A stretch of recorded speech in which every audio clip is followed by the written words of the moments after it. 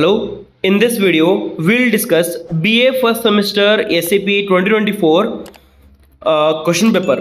So history question ಪೇಪರ್ನ ಈ ಒಂದು ವಿಡಿಯೋ ನೋಡೋಣ ನಾವು. ಅದು ಫಸ್ಟ್ ಸೆಮಿಸ್ಟರ್ದವ್ರಿಗೆ ಎಲ್ಲಿಂದಪ್ಪ ಅಂತಂದ್ರೆ from early times to ಕುಶಾನಾಸ್.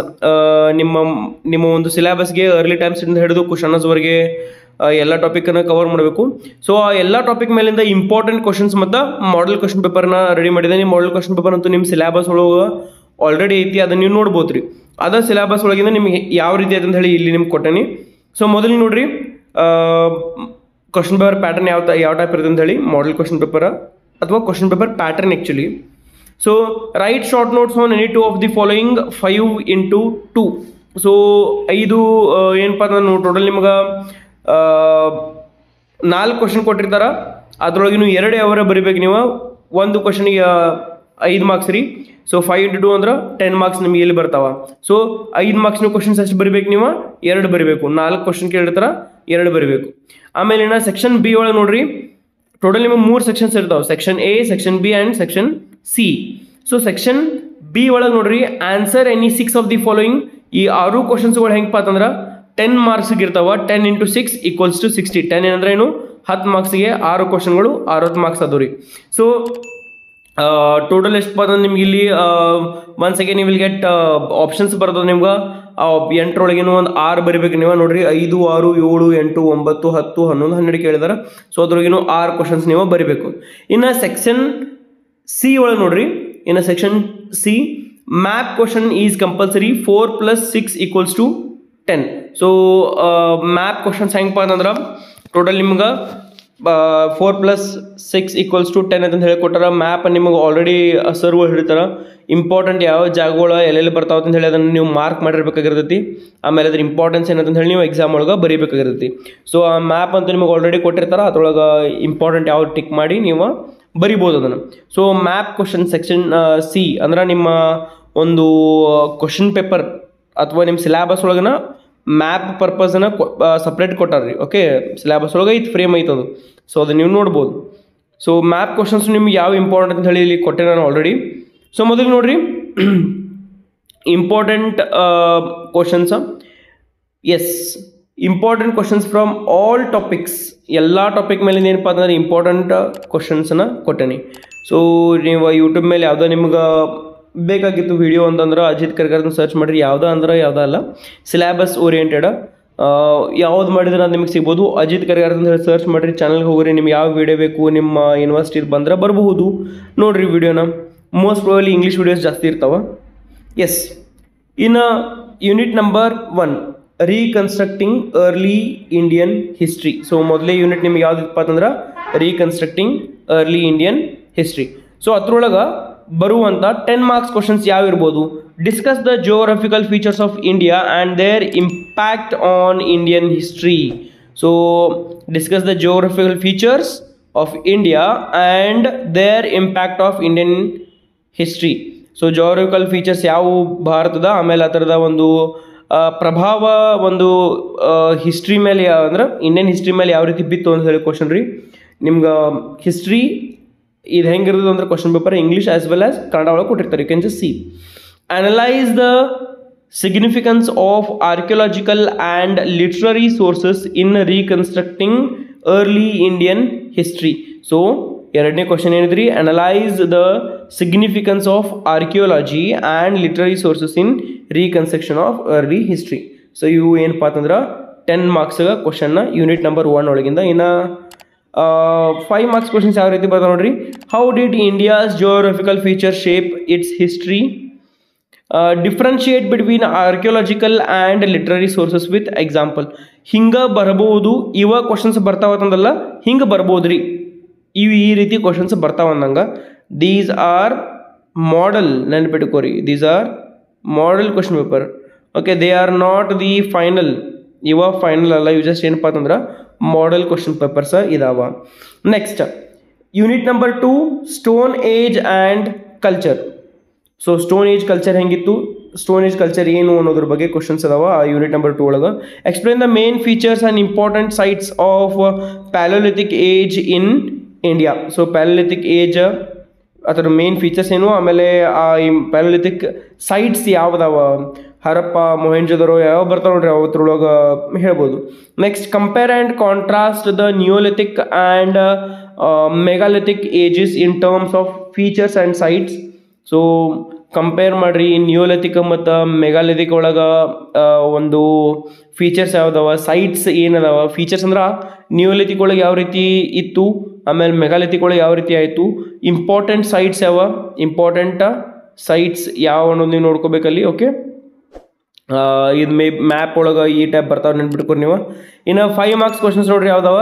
Right a short note on main features of palaeolithic age, mention the key sites of the neolithic age. Key sites ಯಾವ್ದವು mention ಅಂದ್ರೆ ಅವಷ್ಟೇ ಅಲ್ಲ, ನಿಯೋಲಿಥಿಕ್ ಏಜ್ ಒಳಗೆ ಯಾವ ಇಂಪಾರ್ಟೆಂಟ್ ಸೈಟ್ಸ್ ಬಂದಿರ್ತಾವಲ್ರಿ ಅದ್ರ ಬಗ್ಗೆನೂ ನೀವು ಎಕ್ಸ್ಪ್ಲೇನ್ ಮಾಡಬೇಕಾಗಿತ್ತು.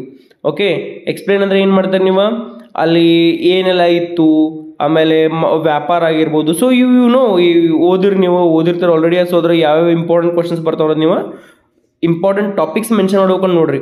ಸೊ ನೆನ್ಪಿಟ್ಕೋರಿ 10 ಮಾರ್ಕ್ಸಿಗೆ ಮಿನಿಮಮ್ ಎಷ್ಟು ಪಾಸ್ ಅಂದ್ರೆ 3-3.5 ಪೇಜ್ ಹಾಕೋದು ನೀವು ಬರಿಬೇಕಲ್ಲಿ 10 ಮಾರ್ಕ್ಸಿಗೆ. 5 ಮಾರ್ಕ್ಸಿಗೆ 1 ಅಥವಾ 1.5 ಪೇಜ್, ಅರ್ಧ ಅಲ್ರಿ 1.5 ಪೇಜ ಬರಿಬೇಕು. Keep that in mind my dear students. Next unit number 3, civilisation and culture of ancient India. Okay, civilisation ನಾಗರಿಕತೆ, ಆಮೇಲೆ ಸಂಸ್ಕೃತಿ ಎದ್ರ ಬಗ್ಗೆ, ಭಾರತದ ಬಗ್ಗೆ, ಅದು ಹೆಂಗಿತ್ತು ಪುರಾತನ ಭಾರತದ ಬಗ್ಗೆ, ಏನ್ಷಿಯಂಟ್ ಇಂಡಿಯಾ ಒಳಗೆ ಹೆಂಗಿತ್ತು, ಯಾವ ರೀತಿ ಇತ್ತು ಅಂತ ಹೇಳಿ. ಮೊದಲಿಗೆ 10 ಮಾರ್ಕ್ಸ್ ಕ್ವಶನ್ಸ್ ನೋಡ್ರಿ ಯಾವ ಬರ್ತಾವ ಅಂತ ಹೇಳಿ. Describe the discovery, main features and decline of Harappa civilisation. ಡಿಸ್ಕವರಿಗಳು ಯಾವ್ಯಾವು, ಮೇನ್ ಫೀಚರ್ಸ್ ಏನು, ಆಮೇಲೆ ಈ ಹರಪ್ಪ ಸಿವಿಲೈಸೇಷನ್ನಾಗ ಬೀಳಾಕ, ಓಕೆ ಅದರ ಒಂದು ಎಂಡ್ ಎದ್ರ ಸಂಬಂಧ ಆಯಿತು, why is the end, why did the end came, ಆ ಹರಪ್ಪ ಸಿವಿಲೈಸೇಷನ್ ಎಂಡ್ ಎದಕ್ಕೆ ಬಂತು ಅಂತ ಹೇಳಿ ನೀವು ಅಲ್ಲಿ ಬರಿಬೇಕಾಗ್ತೈತಿ. ಸೊ ಅದನ್ನು ಯಾವಾಗ ಡಿಸ್ಕವರಿ ಆಯಿತು, ಯಾರು ಡಿಸ್ಕವರ್ ಮಾಡಿದ್ರು, ಅದರ ಮೇನ್ ಫೀಚರ್ಸ್ ಏನದಾವ ಅಂದ್ರೆ ಅದ್ರ ಸಿಸ್ಟಮ್ ನೋಡ್ರಿ, ಯಾವ ರೀತಿ ಹರಪ್ಪ ನಾಗರಿಕತೆ ಹೆಂಗಿತ್ತು, ಅಲ್ಲಿ ಒಂದು ಸೊಸೈಟಿ ಹೆಂಗಿತ್ತು, ಸಮಾಜ ಹೆಂಗಿತ್ತು ಅಂತಂದು ಹೇಳಿ ನೀವು ಬರಿಬೇಕಲ್ಲಿ. ಸೊ ಆಲ್ರೆಡಿ ಓದಿರ್ತೀವಿ ನೀವು. ಆಮೇಲೆ ಡಿಕ್ಲೈನ್ ಅದ್ರ ಬಗ್ಗೆ ಬರಿಬೇಕು ನೀವು. Examine the society, polity, economy, religion and literature of the early Vedic and later Vedic period. So ನಿಮಗೆ ಇಲ್ಲಿ ಏನು ಕೇಳಾರ questions, examine the society, polity, economy, religion, literature of the early Vedic and later Vedic periods.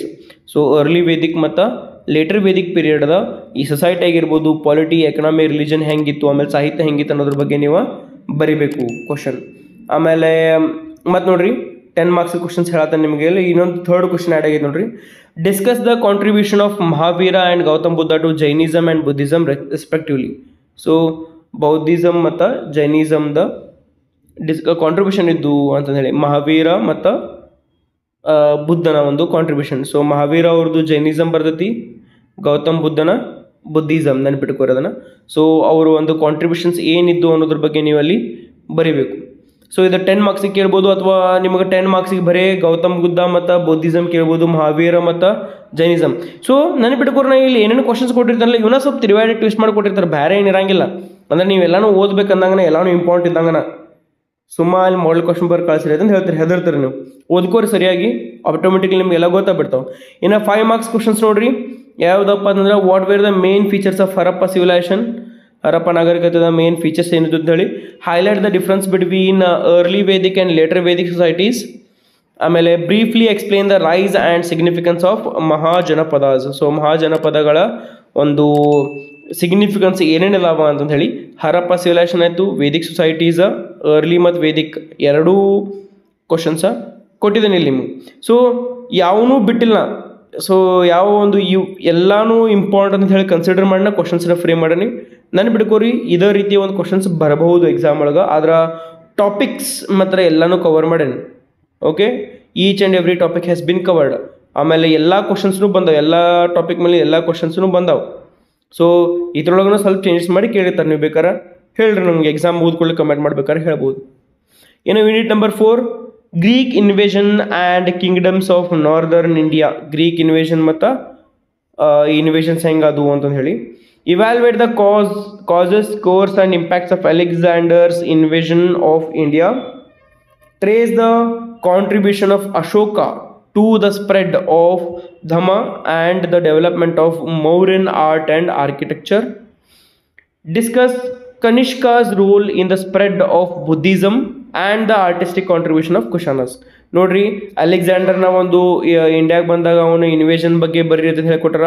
ಆಮೇಲೆ ಅಶೋಕ ಇದ್ದವ ತನ್ನ ಧರ್ಮದ ಬಗ್ಗೆ ಅಥವಾ ಧಮ್ಮನ ಹೆಂಗೆ spread ಮಾಡ್ತಾನೆ, ಬೌದ್ಧಿಸಮ್ ಹೆಂಗೆ ಸ್ಪ್ರೆಡ್ ಮಾಡ್ತಾನೆ ಕ್ವಶನ್. ಆಮೇಲೆ ಅದಷ್ಟೇ ಅಲ್ಲ, and the development of Mauryan art and architecture ಕೇಳೋರು. ಮೌರ್ಯನ್ ಆರ್ಟ್, ವಾಸ್ತುಶಿಲ್ಪ ಮತ್ತು ಕಲೆಯ ಬಗ್ಗೆ ಎಕ್ಸ್ಪ್ಲೇನ್ ಮಾಡಿರಿ, ಅದು ಹೆಂಗೆ ಡೆವಲಪ್ ಆತ ಅನ್ನೋದ್ರ ಬಗ್ಗೆ ಹೇಳಿದಾರ. ಅದು ಕ್ವಶನ್ ಕೇಳಿದ್ದೇನೆ. ನೆಕ್ಸ್ಟ್ ಥರ್ಡ್ ಕ್ವಶನ್ ನೋಡ್ರಿ, discuss Kanishka's role in the spread of Buddhism. ಕನಿಷ್ಕನ ಒಂದು ಸ್ಪ್ರೆಡ್ ರೋಲ್ ಹೆಂಗಿತ್ತು ಬೌದ್ಧಿಸಮ್ ಆಗಾಕ ಅಂತಂದು ಹೇಳಿ, ಕನ್ವರ್ಟ್ ಆಗಾಕ ಅಥವಾ ಅವನ ಹೆಂಗೆ ಸ್ಪ್ರೆಡ್ ಮಾಡ್ರಿ ಅಂತ ಹೇಳಿ.